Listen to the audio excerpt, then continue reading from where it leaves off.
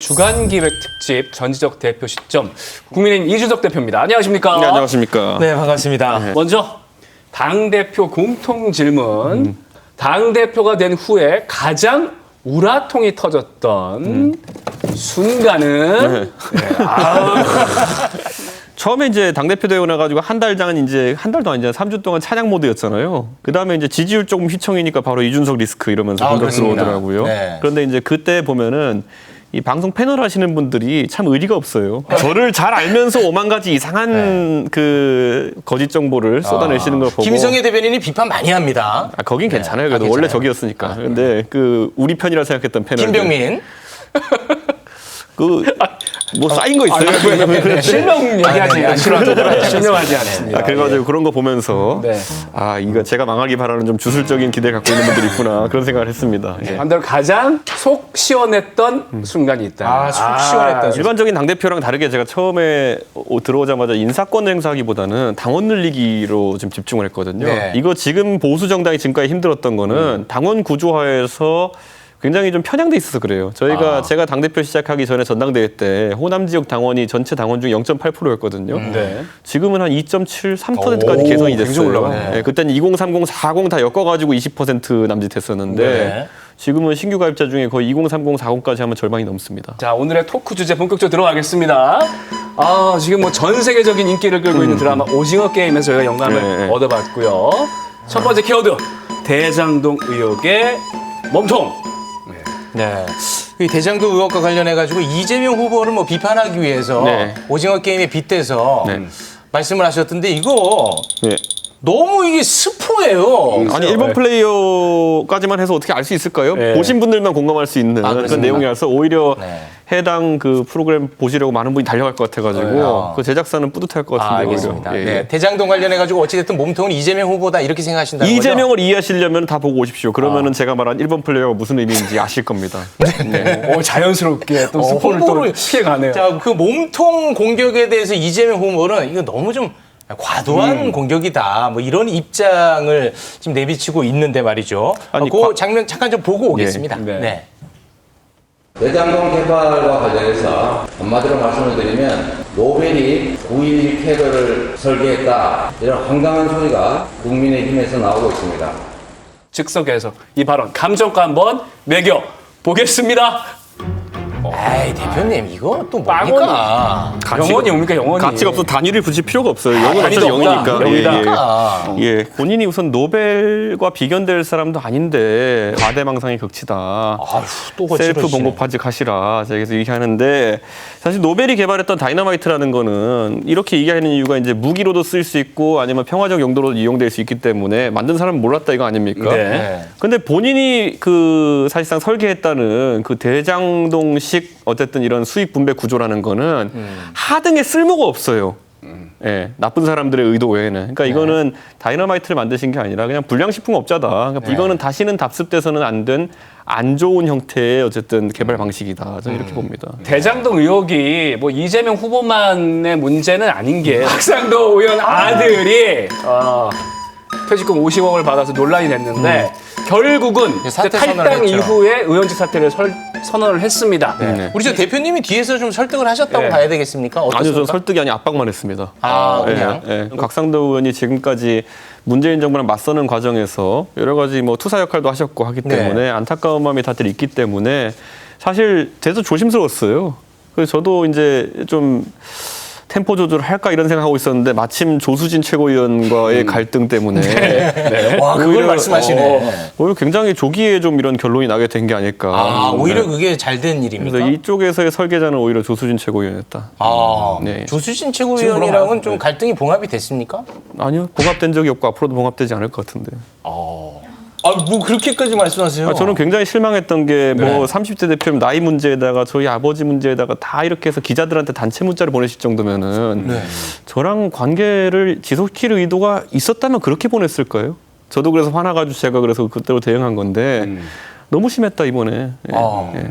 그래도 앞으로 계속 좀 만나야 될 텐데 그래도 좀 통 크게 가는 게 그건 전적으로 상대의 의지에 달렸고요. 아, 그렇습니까? 예, 그런데 지금까지 저에게는 개인적으로 사과 표시라는 걸 한 적이 없기 때문에 뭐 저는 태도 변화가 없습니다. 근데 이제 이 대장동 개발 사업 당시가 박근혜 정부 시절 아니겠습니까? 예. 뭐 이제 야권 관련 인사들 이름이 좀 언급이 되고 있는데 앞으로 이게 끝이 아니라 이제 국민의힘 관련 인사가 더 나올 수도 있다는 전망이 있는데 민간 영역에서. 네. 만약 연루된 사람이 또 나오면 그때도 이제 곽상도 의원과 똑같은 자세를 취하실 겁니까? 저는 뭐 저희 당의 현역 의원 중엔 당연히 그런 문제가 생길 사람이 없다 이렇게 저는 알고 있고요. 네. 그리고 뭐 주변에 인사들이 나온다 하더라도 저는 뭐 당 입장에서 아니 현직 재선 국회의원도 사실 이렇게 본인이 스스로 책임지는 결단 내리셨는데 네. 그러지 않을 사람은 없을 거다 이렇게 봅니다. 근데 이 건에 대해서 이제 특검 요구가 굉장히 강력하지 않습니까? 이 건은 이제 특검 말고는 답이 없다고 보시는 겁니까? 왜 그런 거죠? 이 건은 솔직히 어디부터 뿌리고 어디까지 줄기일지가 거의 뭐 구분이 안 되는 엄청난 액수가 결부된 네네. 그리고 지금 로비의 대상도 보시면은 사실상 고문료를 지급했다는 분들이 권순일 대법관부터 박영수 특검도 이름이 나오고 있고 네. 거기에 더해가지고 뭐 곽상도 의원까지 네. 뭐 이런 어떤 이름이 나오는 인물들이 많지 않습니까? 네. 그렇다고 한다면은 성역 없는 광범위한 수사를 위해 가지고는 지금까지 특검만한 수단이 없다 이런 판단을 저희가 하고 있는 겁니다. 네. 예. 근데 현실적으로 좀 어렵다고는 보시는 입장이죠? 저는 근데 그건 전적으로 국민들께서 지금 진상규명을 바라는 여론이 뭐 절반을 한참 넘은 수치가 나오고 있거든요. 대부분 여론조사에서. 그렇다고 한다면은 그리고 또 민주당의 이상민 의원님 같은 경우에도 네. 그분은 어느 캠프에도 속한 분이 아닙니다. 네. 중립적 위치에서 보시기에 결국 국민적인 의혹을 해소하기 위해서는 특검밖에 답이 없지 않느냐라는 취지로 말씀하셨기 때문에 저는 또다시 공개적으로 여쭙겠습니다. 그 이낙연 후보 그리고 박용진 후보 네. 특검에 찬성하시겠습니까? 답을 빨리 주십시오. 저는 뭐 추미애 후보님께는 별로 기대치가 없는데 그 두 분에게는 기대치가 있습니다. 아니 근데 지금 대장동 의혹이 모든 이슈를 좀 빨아들이고 있어서 그런데 여전히 그 윤석열 검찰총장 당시 고발 사주 의혹이 남아 있지 않습니까? 의혹이 여전히 지금 손중성 검사가 국민의힘 측에 고발장을 전달하는데 개입했다. 이 공수처에서 이 사실까지 확인한 상태인데 만약에 이 의혹이 사실이라면 정말 큰 문제 아니겠습니까? 그러니까 이거잖아요. 그러니까 그 텔레그램 그 캡처 화면을 봤을 때 네. 그때 이미 손준성 보냄이라고 돼 있었을 때 네. 어떤 식으로든지 영향이 있었다는 건 다 알고 있었어요. 그렇습니다. 근데 그게 어떤 영향이냐는 또 검찰에서 수사 중인 사안이기 때문에 밝히지 않았거든요. 네. 그러니까 그게 뭐 상황이 추가된 것인지 아니면 기존의 그 자료를 바탕으로 해서 똑같은 결론을 낸 것인지 네. 저는 그거는 아직까지 확인할 수가 없습니다. 유동규 몸통이 이재명이라면 손준성 몸통은 윤석열 후보로 볼 수 있는 것 아니겠느냐. 이 친구가 그렇게 얘기하던데 어떻게 보십니까? 저는 지시관계나 아니면은 네. 이런 게 드러나야 된다 이렇게 좀 보고요. 관리 책임만으로 저희가 이재명 지사에게 묻는 게 아닙니다. 예를 들어서 그 당시 화천대유 내용이 들어간 보고서 같은 것들에 네. 이재명 지사가 사실상 서명을 한 것도 나왔고 네. 그렇기 때문에 그런 지시관계나 이런 게 드러나면 책임을 진다는 것이지 네. 당신 아랫사람이 문제 있으니까 당신 책임져야 돼. 이거는 뭐 책임을 진다 하더라도 이재명 후보한테 큰 타격도 아닐 것이고요. 네. 윤석열 후보 같은 경우에도 그런 면에서 책임을 져야 된다면은 그건 오히려 책임 안 지는 것이 이상하다. 그런 유감 표명 정도는 네. 그런 생각이기 때문에 그 두 건 다 지시관계 또는 공모관계가 드러났을 때 타격이 클 것이다라는 생각을 합니다. 알겠습니다. 구체적인 또는 지시관계. 그걸로 인한 그 명시적인 수익이라든지 이런 것이 전달됐다든지 네. 아니면 또 저희가 박근혜 대통령 때도 수익이 전달되지는 않았지만 경제공동체 이론 같은 게 등장하지 않았습니까? 최성원 씨. 그러니까요. 뭐 그런 정도의 법리는 적용돼야지 저희가 지탄할 수 있지 않을까 생각합니다. 갑시다. 네. 자, 몸통 사태왕이 돼버렸는데. 자, 주술 논쟁. 얼마 전 윤석열 후보가 TV 토론회에서 손바닥에 왕자를 그리고 등장을 하자 다른 대선 주자들이 최순실의 오방색이 아니냐 하면서 아주 펄쩍 뛰었습니다. 네. 자, 그 사실 이거 누가 그려줬어요? 요즘 상처가 좀 있어가지고 네. 시사계 왕이 되라는 의미에서. 사실 이게 그냥 그 네. 해프닝으로 끝날 수 있을 만한 문제였던 걸로 개인적으로 생각하는데 해명하는 과정에서 너무 이야기가 좀 복잡해지지 않았나 그런 생각을 해보는데 우리 대표님은 어떻게 생각하십니까? 저는 이것도 저는 그냥 느낌이 이렇습니다. 예를 들어 이사할 때 길이를 택한다. 이런 것도 있고 아니면 집에 가면 복졸이 걸려 있는 분도 있습니다. 뭐 이런 정도의 어떤 미신을 가지고 뭐라고 하는 분들은 많지 않을 겁니다. 그렇습니다. 그런데 정치의 영역에 예를 들어서 어떤 주술적인 의미를 가지고 택일을 한다든지 뭐 이런 행위 같은 경우에는 정치 지도자라면 절대 하면 안 된다라는 네. 이제 입장을 많은 분들이 가질 텐데 네. 저는 이번에 이 윤석열 후보가 왕자 이렇게 한 것도 네. 제가 그 의미를 찾아보니까 이런 말하는 자리에 자신감이 없을 때 그걸 좀 보강하기 위한 어떤 예, 그런 얘기 표식이라고 나오고 있죠. 하는데 예. 그게 뭐 남한테 해를 준다거나 이런 건 아니기 때문에 네네. 저는 윤석열 후보 측에서도 그냥 그 간명하게 이런 좀 조언 이사를 했는데 정치 지도자로서 이런 거 하면 안 된다고 이번에 강하게 지적 들어오니까 안 하겠다. 이건 죄송하다 이러고 넘어가면 되는 거였는데 네. 이걸 무슨 뭐 옆집 아주머니가 뭐 했다는 이런 게 약간 좀 제 생각에 해명해서. 사족이었던 예. 것 같아요. 이번에 저는 후보보다도 후보 주변에 이제 캠프 대응을 보면서 네네. 그 캠프 대변인이 제가 아는 분만 3-4명 되거든요. 네. 근데 그 3-4명이 나와서 하나씩 다 더 하시면서 이게 논란이 더 그러니까요, 증폭됐어요. 김병민 포함. 아니, 그러니까 오늘 이제 시간이 많지 않은 관계로 산발적으로 질문 궁금한 거 여쭤보도록 하겠습니다. 아까 이제 당원이 큰 폭으로 이제 증가한 거에 대해서 큰 보람이라고 생각하신다고 했는데 네. 윤석열 후보는 위장 당원이다. 이런 얘기를 해서 홍준표, 유승민 후보가 아주 강하게 비판을 하시던데 여기에 대해서 어떻게 생각하십니까? 그 윤석열 후보한테 제가 좀 더 자세한 통계를 제시해 줄 걸 그랬나 하는 생각이 들어요. 네. 그러니까 우리가 온라인 당원 가입과 오프라인 당원 가입이 두 개가 나눠져 있거든요. 그런데 온라인 쪽 통계가 보통 많이 나오게 되면은 자발적인 당원 가입, 네. 오프라인이 많으면은 조직세가 좀 강한 어떤 당원 가입 이렇게 저희가 판단하거든요. 네. 그러니까 종이를 주고 이렇게 걷어온 거니까 오프라인 그렇죠. 당원은. 네네네. 그런데 굳이 말씀드리면은 오프라인 당원 가입 비율이 높았던 지역이요. 강원도, 충청도였어요. 저희가. 근데 그거 의미한 건 뭐냐면은 그 윤석열 후보 캠프에 소속된 의원님들이 강원도 분들이 많으시거든요. 네. 그러니까 그분들이 또 오프라인 당원 가입을 열심히 받은 거예요. 그러니까 제가 봤을 때는 이 당원이 절대 수치가 늘어났다는 것만으로 뭐 이렇게 후보 캠프마다 이렇게 좀 생각을 다르게 할 게 아니라 좀 세세하게 들여다보면은 각자 후보들이 주목할 만한 그게 있는데 네. 윤석열 후보께서 유튜브 보고 이렇게 판단을 하셨다고 하는데 네. 예, 언론에 이제 인터뷰한 거 보면은 그 유튜브 오지 않으시는 게 좋아요. 예, 그분들이 통계나 이런 걸 보고 얘기하는 게 아니거든요. 아니 근데 따로도 이제 만나시잖아요. 윤석열 후보. 아니, 지난번에 같이 저녁 식사도 하고 그랬어요. 연락도 하고 많이 해요. 그러니까 다들. 그런 얘기는 전달하지 않습니까? 아니, 대부분의 사안에 대해서 잘 얘기해요, 우리. 근데 이 건에 있어가지고는 네네. 이 윤석열 후보도 캠프에 도와주시는 분들이 있을 거 아닙니까? 해석을 좀 이상하게 하신 분들이 좀 윤석열 후보한테 그걸 전달한 게 아닌가.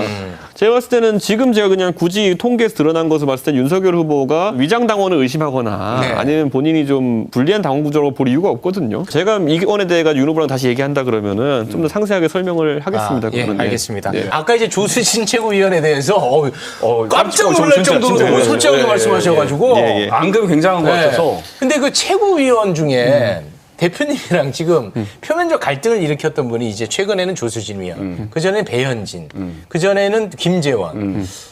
괜찮아요? 어떻게 견딜만 합니까?